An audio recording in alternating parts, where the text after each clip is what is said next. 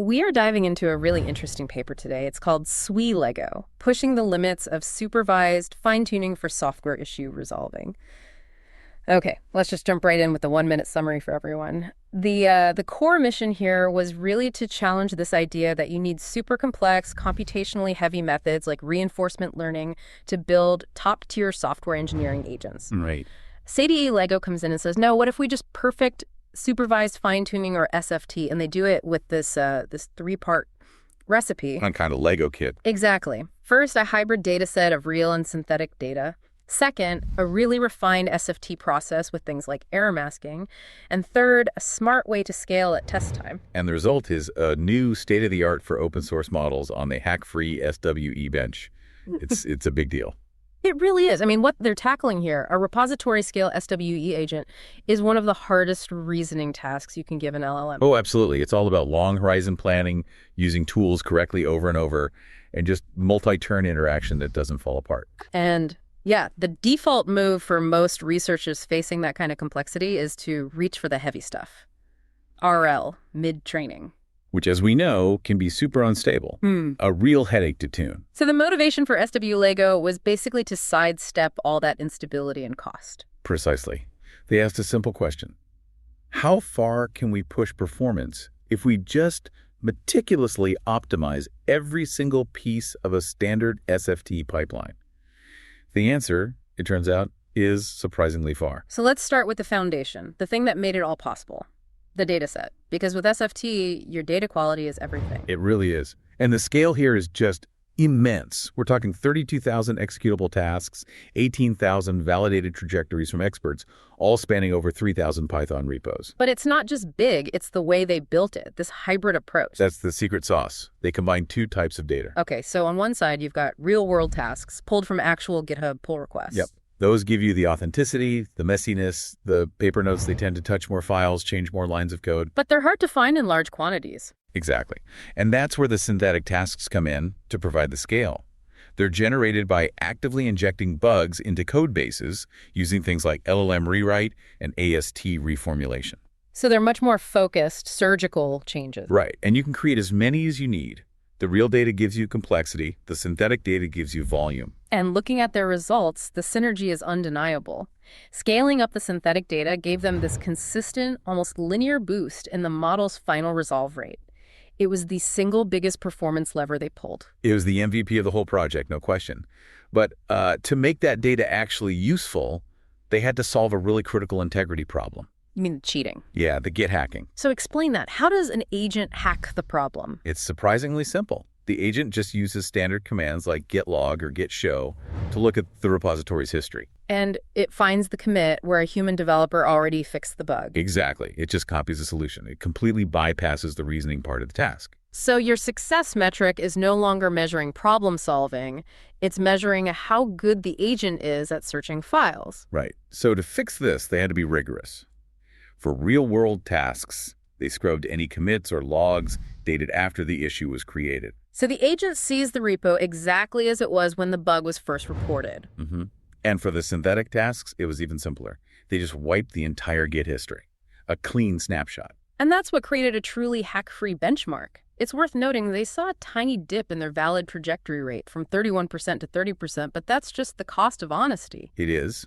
But they didn't stop at just removing the Git history. They also had to refine the trajectories themselves. Like handling malformed tool errors. Yeah, you know, when the agent tries to call a tool but messes up the parameters, like giving a string where it needs a number for view range. So instead of just failing the whole trajectory, which wastes all that data, they applied these lightweight post hoc corrections, little fixes, like parsing the string to an integer. It saved the trajectory and preserved the high-level strategy. Smart.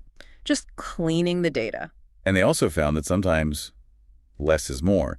They pruned a tool set. Getting rid of things like the task tracker that the teacher agent wasn't using effectively anyway. Yep. They narrowed it down to 4 core tools. Bash, a string replace editor, the think tool, and finish. And that simple change bumped the valid trajectory rate from 27% up to 30%. Wow. Okay, and the last piece of this data puzzle was how they filtered trajectories. Right. They found that throwing away low-quality resolved trajectories didn't help much. The real insight was recycling the semi-resolved ones. And those are the ones where the agent found the right file, The fault localization was perfect. but it just couldn't write the correct fix. Exactly. And they realized that's still incredibly valuable data for teaching the model how to find bugs. So they added 4,000 of those trajectories back in, and it boosted the final resolve rate by over a full percentage point. It just shows you have to extract value from every piece of the process, even the failures. Okay, so with this pristine data set in hand, they moved on to the next building block, refining the actual SFT process. Because standard SFT just isn't cut out for these long, noisy tasks. No, it's not. With standard SFT, every token gets the same weight, so the model learns from its mistakes just as much as its successes. That creates a really noisy signal. Which is where their first big innovation comes in, step-level error masking. Right. So let's dig into that. They selectively mask the loss on agent responses tied to a terminal environment error. Can you break down the difference between an environment error and an execution error? Of course. An environment error is when the model just generates a bad tool call. Yeah. Wrong syntax, bad arguments, it's junk. Training on that teaches the model how to produce non-executable code. So they mask that. They tell the model, ignore this, don't learn from it. But they specifically don't mask execution errors. Precisely. An execution error is when the code is valid, but it fails a test or doesn't fix the bug. You want the model to learn from that. It's a core part of the problem-solving loop. So it's about cleaning the gradient to only focus on valid executable actions, not about shielding the model from the fact that its code failed. You've got it. Yeah. And that one technique gave them a 2-point performance boost. Incredible. And their second innovation was difficulty-based curriculum learning, which sounds great, but how on earth do you define difficulty for a GitHub issue? It's a great question, and their answer was so elegant. They found a nearly perfect negative correlation, an R value of minus 0.95, between how often an issue was resolved and how many turns it took. So the shorter the trajectory, the easier the task. That's it. A super cheap, super effective heuristic. So they just binned the data based on trajectory length, easy, medium, and hard. Yep. And they trained the model sequentially. Start with easy stuff, then move to medium, then hard. And at each stage, they'd mix in data from the previous stage to avoid catastrophic forgetting. And the combination of the error masking and this curriculum gave them a total boost of almost 4%. It did. And the training error analysis they did really shows why this two-pronged approach works so well. It's the real aha moment of the paper for me. Okay, walk us through that. They tracked how the types of failures changed over the training epochs. So at the very beginning, epoch 0, the dominant failure was failed to reproduce. Almost 39% of failures. The model couldn't even set up the problem correctly. A basic process failure. Right. But after a bit of training, that problem mostly disappeared, and a new one spiked. Ran out of max turns. So it learned the basics, but it was inefficient. It lacked a long-term strategy. Exactly. It was a planning deficit. And that's precisely what the curriculum learning is designed to fix, by gradually exposing it to longer, more complex problems. And then in the final epochs, the bottleneck shifts again. It shifts to the really hard stuff, the core reasoning challenges, incorrect implementation, and localization error. So it's no longer failing because of process or planning.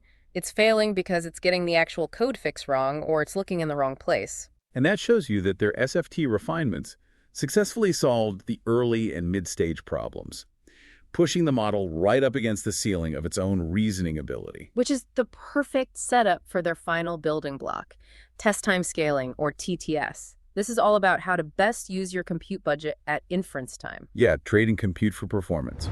And they looked at it in two ways. Sequential scaling, which is just giving the agent more turns to solve a problem. And parallel scaling, which is running multiple attempts at once and having a verifier pick the best one. And the key finding was about how to balance those two. Sequential scaling is great at first, but performance pretty much saturates around 100 to 140 turns. So after that point, just giving it more turns doesn't really help. You get huge diminishing returns. So the optimal strategy they found is sequential, then parallel. Use turns until you hit that saturation point, and then spend any extra compute on parallel rollouts to explore different solutions. But if you're going to explore multiple solutions, you need a really good verifier to pick the winner. You do. And they compared a standard regressive verifier, which is basically a pass-fail classifier, against a generative verifier. And the generative one frames the task as next token prediction, right? It predicts if the next token should be yes or no. Yes, and it consistently crushed the regressive one. The performance gap got even wider as they increased the number of parallel rollouts. Why do you think that approach works so much better? It seems a bit counterintuitive. I think it really comes down to alignment with the model's pre-training. The LLM was trained from day one to do next token prediction. I see. So when you frame the verification task in that same format, the model can leverage its entire representational space much more effectively. It's a more natural task for the architecture. And it avoids some of the pitfalls of the classifier, which they actually saw started to degrade in performance at high numbers of rollouts. Exactly. It just got overwhelmed. Ugh. The generative approach was much more robust. So all of this, the data, the refined SFT, the smart scaling, that's what gets them to that headline result. The SWE-Lego Quinn 332B model hitting a 58.8% resolve rate on a hack-free benchmark. It's an incredibly compelling story. It shows that this lightweight SFT approach can absolutely go toe-to-toe with the heavier RL pipelines, as long as you engineer every single component with this level of detail. So to sum it all up, the SWE-Lego framework really proves the lasting power of just doing the fundamentals right. They built this incredible data set, which gave them their biggest win, and then combined it with targeted training methods like error masking and curriculum learning. And it creates this efficient, reproducible roadmap. It shifts the focus away from a constant search for new, complex training algorithms and puts it back on data quality and intelligent inference. It gives the open source community a clear path to building really high-performance agents without needing the massive compute that's usually associated with these tasks. Okay, so here's a final thought for you to chew on. The paper's own analysis showed that the final performance bottleneck isn't process anymore. It's these subtle reasoning failures, incorrect implementation, and localization error. At last mile. Exactly, the last mile. So the question is, how do we design data, or maybe even new reward signals, to specifically train for those problems? How do you teach a model to overcome those specific, persistent, late-stage reasoning challenges? That really feels like the next frontier.